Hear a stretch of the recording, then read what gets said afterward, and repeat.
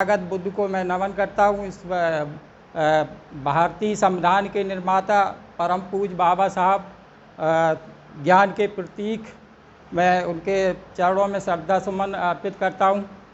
आज मैं सभी यहाँ पे उपस्थित लोगों के बीच में कुछ बातें जो कि आम तौर पर चर्चा का विषय रहती हैं उन पर चर्चा करना चाहता हूँ। जैसे कि हम लोग अक्सर करके जहाँ इकट्ठे होते हैं ना, तो खान पान पर चर्चा शुरू कर देते हैं कि खान पान कैसा होना चाहिए, कैसा नहीं होना चाहिए। तो मेरा विचार ये है कि खान पान जो जैसे 5 सील अगर हमारे किसी ना टूटते हों, 5 सीलों का उल्लंघन ना होता हो, तो जो मर्जी हम खा सकते हैं। इसके बाद जैसे जो पहला सील है कि पाणातिपाता वेरमणि सिक्खापदम समादयामि, तो प्राणी हिंसा नहीं करेंगे। बुद्ध ने कहा है 5 सीलों में, अगर कोई बुद्ध का अनुयायी है तो इन 5 सीलों का अगर पालन नहीं करता है, इसका मतलब वो बुद्ध का अनुयायी नहीं कहा जा सकता है। तो अब हमें देखना है किस तरीके से इस सील का हम पालन करें। जैसे कि बाबा साहब ने वो बुद्धा एंड हिज धम्मा जो लिखी हुई है, तो उसमें उन्होंने एक जगह कहा है कि हमें अगर मुर्दार मांस खाते हैं तो उसमें हम उसका धम्म का उल्लंघन नहीं करते हैं। अब बात यह है मुर्दार मांस कहाँ से आए, क्या मुर्दार मांस है कि उस समय क्या था, जब परिस्थितियाँ थी, तथागत बुद्ध जब अपना धम्म की देशना दिया करते थे या प्रचार करते थे अपने धम्म का जा करके, तो उनका जो भिक्षावृत्ति पे उनका दिनचर्या होती थी। तो भिक्षा करके, अब भिक्षा करके किसी भी परिवार में जब जाते थे तो पहले से पता नहीं रहता था कि कौन सा परिवार शाकाहारी है मांसाहारी है, उसके यहाँ जाया जाए ना जाया जाए। तो उनको जो भोजन में मिलता था वो उनकी कोई चॉइस नहीं रहती थी कि हम ये शाकाहारी भोजन होना चाहिए मांसाहारी, तो भिक्षा के रूप में जो कुछ मिल जाता था। वैसे उनकी शिक्षाएं यही कहती हैं कि हमें जीव हत्या नहीं करनी चाहिए।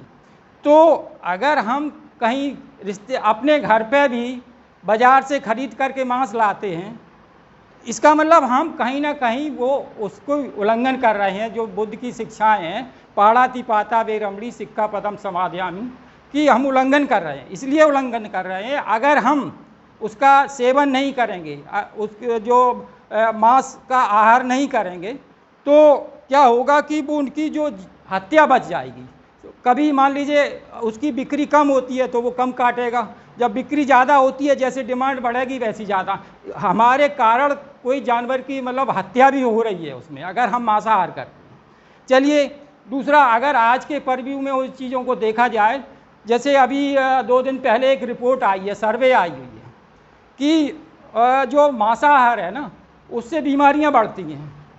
तो हमें ये देखना है किससे हम स्वस्थ रहें। क्या अगर खाने से, अगर हम डॉक्टर हमें सलाह देता है कि मांस का सेवन अगर करना ज़रूरी है तो हम करें, कोई दिक्कत नहीं है अगर ऐसा है तो। लेकिन जो डॉक्टर लोग ज़्यादातर जो रिपोर्ट यही कहती है कि मांसाहार स्वास्थ्य के लिए अच्छा नहीं है, मतलब बल्कि शाकाहारी रह कर के आप अच्छे स्वास्थ्य मेंटेन कर सकते हैं। तो इसलिए हमें इन चीज़ों को देखना है कि क्या सही है क्या गलत है ना। तो और दूसरा ये है कि जो एक बात अक्सर करके चर्चा होती है कि जो बुद्ध धर्म में कहाँ पर है कि जो सिंदूर लगाना अक्सर करके चर्चा होती है। सिंदूर क्या है, ये एक बिल्कुल क्लियर कट बात है कि जो सिंदूर महिलाएं लगाती हैं वो हिंदू धर्म की प्रथा है।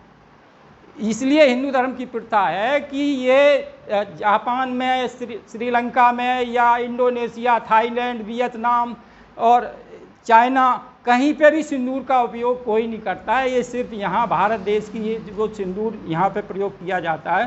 तो इसको, और दूसरा ये है कि सिंदूर अगर महिला लगाती है तो इसमें बराबर एक दासता का प्रतीक है। ये महिलाओं को खुद सोचना है कि भारतीय संविधान में बाबा साहब ने बराबरी के अधिकार दिए हैं, क्या पुरुष के पास उसकी शादीशुदा होने की कोई निशानी है? पुरुष लोग बाहर रहते हैं, उनको कभी किसी के बारे में बताया जा सकता है कि ये शादीशुदा है या गैर शादीशुदा है? नहीं, क्योंकि उसके पास कोई प्रतीक चिन्ह नहीं होता है। जब बराबरी का अगर है अधिकार है तो पुरुषों को भी उसी तरीके से सिंदूर लगाना चाहिए या कुछ और करना चाहिए जिससे कि पता लगे कि वो शादीशुदा हैं। लेकिन चलिए, ये जो चीज़ें हैं, महिलाओं को खुद इस चीज़ों को अपने आप सोचना है, ये सही है क्या गलत है, क्या ये एक दासता का प्रतीक है, खुद सोचना है। और दूसरा, सिंदूर कोई अच्छी चीज़ मेरे हिसाब से नहीं है। अगर केमिकल एनालिसिस किया जाए तो एक जहरीला पदार्थ है सिंदूर, जहरीला पदार्थ है, उसको शरीर पे लगाने का कोई उपयोग नहीं है। तो ये महिलाएं, पहले भी चर्चा हुई है, महिलाएं खुद अपने आप सोच सकती हैं कि सिंदूर लगाना या जो प्रतीक है कि हम शादीशुदा या सुहाग है, ऐसा कुछ नहीं है। भारत देश के अलावा दूसरे देशों में भी महिलाएं शादीशुदा होती हैं, वो भी अपना मतलब वैवाहिक जीवन बिताती हैं, लेकिन वो सिंदूर का प्रयोग नहीं करती हैं। सिर्फ हमारे देश में होता है, वो भी ख़ास तौर से जो हिंदू परंपरा है। तो ये हिंदुओं की परंपरा है। ये मतलब ये है ना कि अगर कोई सिंदूर लगाए महिला जा रही है, अगर किसी से पूछा जाए 99% तो यही बताएंगे कि हिंदू महिला है, क्योंकि ये हिंदुओं की एक पहचान है।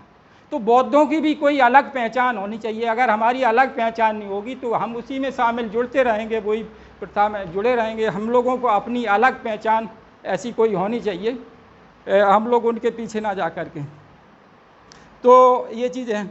और एक चीज़ और जो अक्सर करके डिस्कस होती रहती है कि हाँ, जैसे बाबा साहब ने जो सारनाथ में भाषण दिया था, उसमें रविवार के दिन उन्होंने कहा था कि हर एक बौद्ध विहार में आकर के इकट्ठे होने चाहिए और धम्म की चर्चा होना चाहिए। तो इसका धम्म की चर्चा का मकसद उनका ये था कि इसका प्रचार प्रसार होना चाहिए, रोज़ कुछ ना नए नए तरीके या किस तरीके से इस धम्म को आगे बढ़ाया जाए, तो उस पर चर्चा होना ज़रूरी है, सार्थक मतलब चर्चा होनी चाहिए। सिर्फ बैठ करके हम चले जाएं ये काफ़ी नहीं है, मतलब चर्चा हो, कुछ ऐसे नए नए तरीके निकाले जाएं कि जिससे कि और लोग जुड़ें, उनको प्रसार करें कि वो धम्म का किस तरीके से बढ़ाया जाए। वो भी बातें उन्होंने बताई हैं कि धम्म को किस तरीके से प्रचार प्रसार किया जाए या क्या पतन के क्या कारण हैं, उन पर चर्चा करनी चाहिए। और हम लोगों को, महिलाओं को या हम लोग को कुछ ना कुछ तैयार करके या कुछ समाज में भी जाना चाहिए, समाज में लोगों को जोड़ना चाहिए। अगर हम नहीं जोड़ रहे हैं, इसका मतलब वो जो बाबा साहब का मिशन है, कारवां है, उसको आगे नहीं हम ले जा रहे हैं। तो ये चीज़ें हैं। बाकी ये अगर सामाजिक क्रांति के लिए आज हमारी हार का कारण यही है कि हम लोग सामाजिक क्रांति नहीं कर रहे हैं। सामाजिक क्रांति के लिए मैं समझता हूँ बहुत सारी किताबें पढ़ना ज़रूरी नहीं है।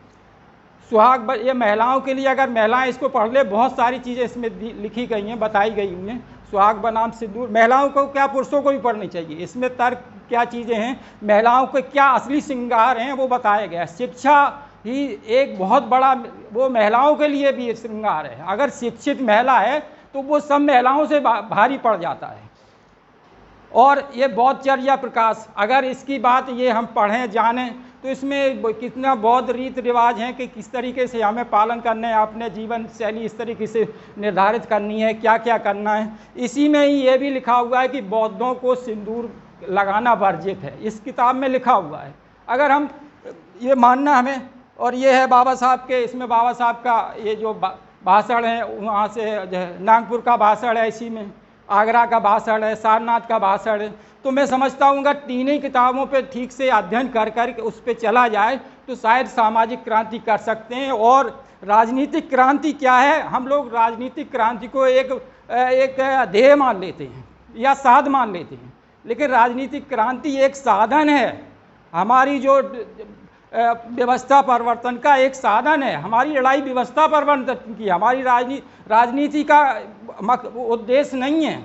जो अल्टीमेट गोल है हमारा कि व्यवस्था परिवर्तन, या जो हमारे साथ भेदभाव हुआ है, हमारे साथ अन्याय होता रहा है, उसको हमें ख़त्म करना और अपने मान सम्मान का जीवन एक आदर्श तैयार करना, वो हमारा व्यवस्था परिवर्तन है।